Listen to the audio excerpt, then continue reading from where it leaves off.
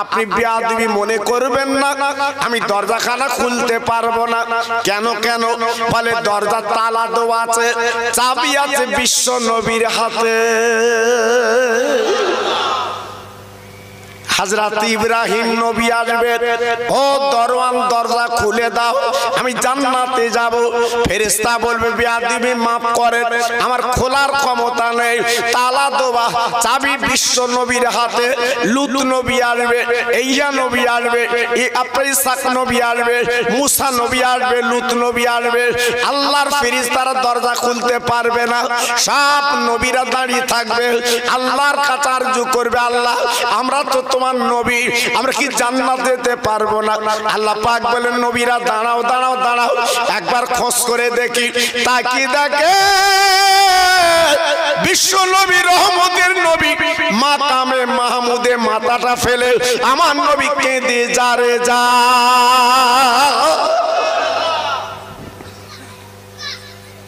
জি নবী আমার কাঁদছে। আল্লাহ পাক দেখে বলবেন, ও বন্ধু তুমি কাঁদো কেন? ও বন্ধু তুমি চোখের পানি ফেলো কেন? তোমার জন্য দুনিয়া বানিয়েছি, জান্নাতের চৌকাঠে লেখা আছে লা ইলাহা ইল্লাল্লাহ, পাশে তোমার নামটা লেখা আছে, আরশে আজিমে লেখা আছে লা ইলাহা ইল্লাল্লাহ, পাশে তোমার নামটা লেখা আছে। আজকে তুমি যেদিকে তাকাবে তোমার নাম আমার নাম। ও নবী তুমি কেঁদো না, মাথাটা তুলে বলো কি আরজু তোমার, এমন করে কাঁদছো কেন? ওই কিয়ামতের মহা ময়দানে আল্লাহ নবী আমার আপনার নবী মদিনার দুলাল আল্লাহর কাছে আরজু করে বলবেন, আল্লাহ আমি মাথা তুলছি বটে, তবে একটাই দাবি, আল্লাহ আমার উম্মতের জান্নাতের টিকিট দি।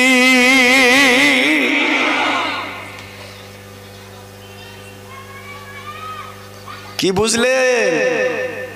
হ্যাঁ, কিয়ামতে সব নবীরা বেহেশতে যাবে বলে তাড়াহুড়ো করছে, আর আমার নবী বেহেশতে যাওয়ার জন্য তাড়াহুড়ো না, উম্মতের নিয়ে বেহেশতে যাবে। জোরে বললেন না? সেই নবীর মাহফিল আসতে মন চায় না। হ্যাঁ, সেই নবীর মাহফিল এসে মন চায় না বসবো। বসবে কি? 50 টাকা বেগুন চাষার মাথা খারাপ, শুধু খেতে গিয়ে ডিউটি দিচ্ছে,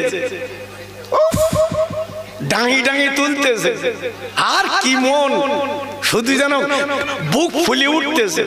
জি আল্লাহু আকবার। আর যার খেতে হচ্ছে না সে মন চুপ করে, আমার হয় না, আমার হয় না। জি এই জন্য তো দিয়ে ধন দেখে মন কেড়ে নিতে কতক্ষণ। জি আল্লাহ যখন তখন তোমার ওই খেতে আল্লাহ কিন্তু এমন পোকা লাগিয়ে দেবে, দুনিয়ার ওষুধ দিয়ে তোমার কাজ হবে না। ভরসা করতে আল্লাহর উপরে। কার উপরে বাবা? কার উপরে? হ্যাঁ, আল্লাহ তোমার দিচ্ছে বাবা, এটা মনে কর আল্লাহ আমার দিচ্ছে। আল্লাহর উপরে ভরসা করতে হয়, সে ভরসা আমাদের আছে তো বাবা। জি আজকে যদি সেই ভরসা থাকতো, এই দুর্গাপুরে আপার কোন মুসলমান অন্তত আপনার 500-600 মুসলমান ঘর নাকি, একটা করে আসলে মাহফিল দুটো লাগবে না? জি আল্লাহু আকবার। মন টানে না, মন টানে না, একটু মাহফিলে আসবো বসবো, আমাদের মন টানে না, সবসময় ব্যতি ব্যস্ত বাবা, ব্যতি ব্যস্ত। জি মসজিদে নামাজে দাঁড়িয়েছে, 4 রেখাতে নিয়ত করে চাচা 3 রেখাতে সালাম ফিরোচ্ছে, পিছনে জিজ্ঞেস করছে চাচা ক রেখাত পড়েছে, বলে আমি বুঝতে পারি। কত ব্যতি ব্যস্ত বাবা। জি আমরা আবার বলছি নবীর উম্মত, নবীর সাথে বেহেশতে যাব। জি পারবে তো? পারবে? অত সহজ না। আল্লাহ পাক ডেকে বলবে, ও বন্ধু গো, সারা জীবন তুমি উম্মতের জন্য কাঁদলে, উম্মতের জন্য দাঁত ভেঙে দিলে, আজকের মক্কা ছেড়ে মদিনায় চলে গেলে, আজকের কত রক্ত তুমি দিয়েছো। ও নবী আর কেঁদো না, তোমার চোখের পানি সহ্য করতে পারি না। ও নবী রে, আমি আল্লাহ ওয়াদা দিলাম, কোনো চিন্তা নাই, তোমার উম্মত পেলে তুমি জান্নাতে যাবে, কেউ তোমার বাধা দিতে পারবে না। যাও বেহেশতে যাও। ও ভাইরা, ও যুবক বন্ধুরা, মা বোনেরা, বেটিরা গো, ওই মহাময়দানে বাবা নবীরা দাঁড়িয়ে থাকবে, বেহেশতে যেতে পারবে না। কিন্তু না না, যতক্ষণ পর্যন্ত আমি আপনি আমার নবীকে নিয়ে জান্নাতে না যাবো, কেন চৌকাটে লেখা থাকবে, ওই জান্নাতের চৌকাটে লেখা থাকবে আখির নবীর উম্মতেরা জান্নাতে না যাওয়া পর্যন্ত কোন নবীর উম্মতেরা জান্নাত পাবে না। কত বড় কপাল, কত বড় নসিব যে আগে আমরা বেহেশতে যাব, তারপর অন্য নবীর আমাদের সঙ্গে বেহেশতে যাবে।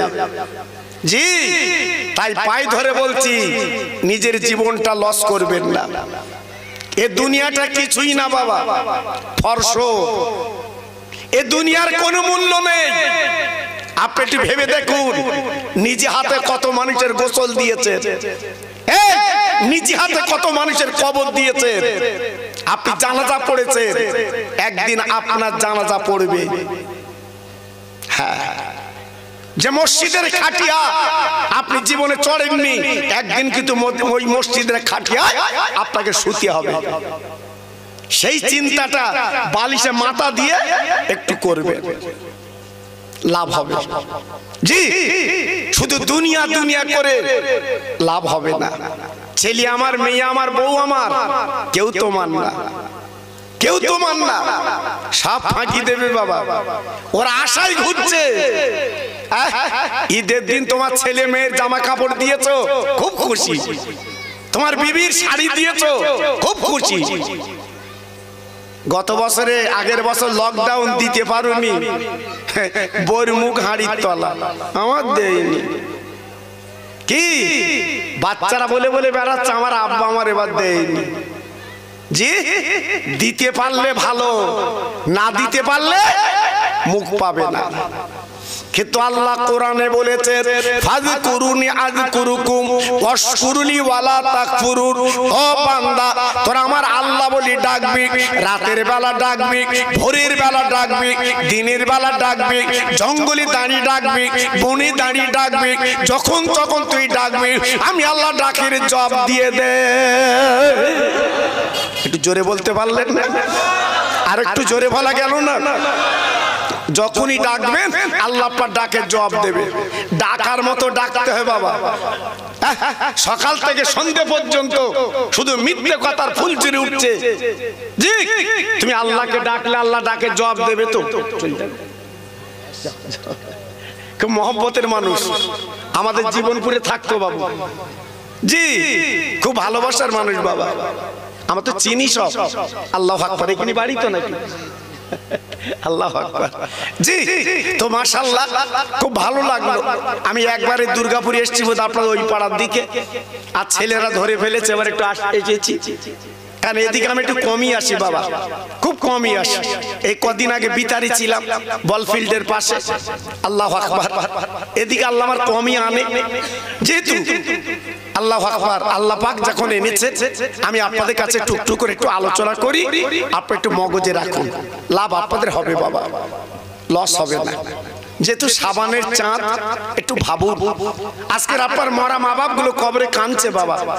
জি, যে মায়ের কোলে বসে 2.5 বছর দুধ পান করেছে, মায়ের কোলে বসে পায়খানা করেছে, সেই মা কবরে কাঁদছে কাফন পরে। একটু দোয়া করলেন না? একটু মাগফিরাত চাইলেন না?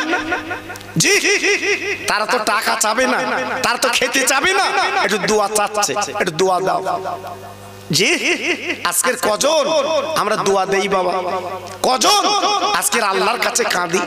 এজন্য বলছি, আল্লাহকে ডাকার মতো ডাকুন, আল্লাহ ডাকের জবাব দেবে। জি, আমার বসিরহাটের পীর, যিনি বসিরহাটের বাগানে শুয়ে আছে, আল্লাহকে ডেকেছে, আল্লাহ ডাকের জবাব দিয়েছে। জোরে বলুন, সবাই মিলেমিশে বলুন, আর একটু জোরে বলুন। উনি ডেকেছে, ডাকের জবাব পেয়েছে। আজকে লক্ষ লক্ষ মানুষ ওনার কবরে মজারে যে জিয়ারত করছে বাবা। জি, আমার পানিগোবরার পীর বড় হাফেজ সাহেব হুজুর কেবলা, আল্লাহকে ডেকেছে, পেয়ে গেছে বাবা। জান ওনার মজারে আগামী কাল থেকে ওনার মজারি সাল সব 1-2 হবে, লক্ষ লক্ষ মানুষ ভিড় করছে ওখানে। জি ডেকেছে, পেয়ে গেছে। আমার মুজাদ্দিদুল জামান ফুরফুরা শুয়ে আছে, এই 21, 22, 23 ইসালে স্বভাব। মানুষ পাগলের মতো গেছে বাবা, পা রাখার জায়গা পাইনি। আপনার নেটে দেখবে, নেটে দেখবে, যারা গেছে তাদের জিজ্ঞেস করে দেখুন, মাথা গলাবার জায়গা পাইনি। কেন বাবা? এত কষ্ট করে খরচ করে ওখানে কেন যায়? কি জন্য যায়? ওনার হলো আল্লাহর বন্ধু। ওনার কি বাবা? একটু কথা বলে। ওনারা কি?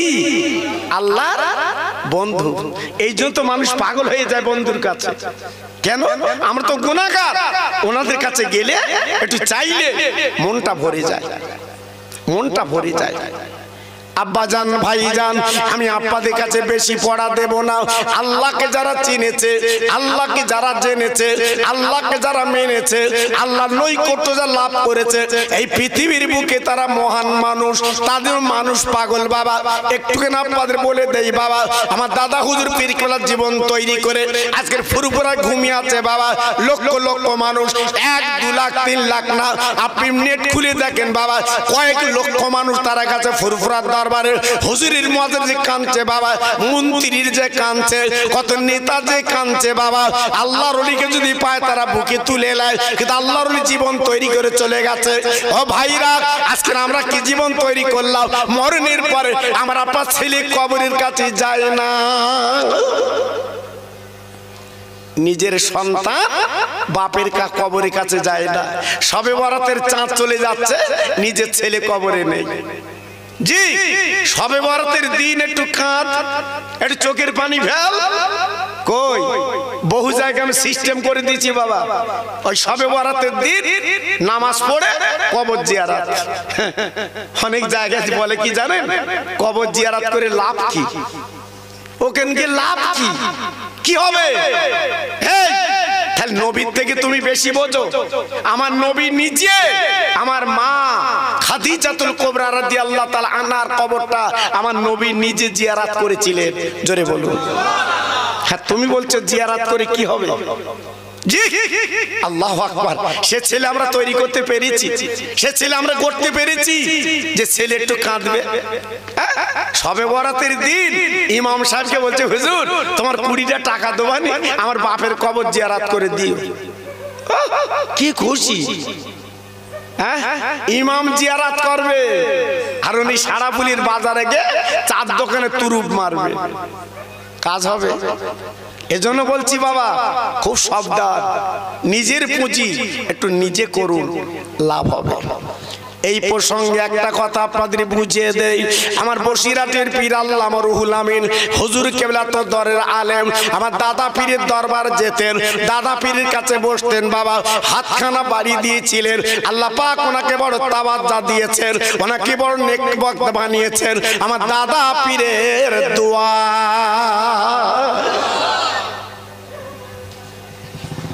ও ভাইরা রে, আমার দাদা হুজুর পীর কেবলা যে দোয়া করেছিলেন, আমার দাদা হুজুর পীর কেবলা যখন ডাকতো বড় মাওলানা বলে ডাকতো। ও ভাই, বসিরাটের পীর যখন আমার দাদা পীর হাতে হাত দিয়েছিলেন, আমার দাদা পীর বুঝতে পেরেছিলেন একটা সোনার দল আমার হাতে এসেছে। তাই মুরিদ করার পরে আমার দাদা হুজুর পীর কেবলা বুঝতে পেরেছিলেন, আল্লাহ একটা সোনার খনি আমি পেয়ে গেছি। তাই সবসময় আমার বসিরাট পীরের নাম উনি করতেন বাবা।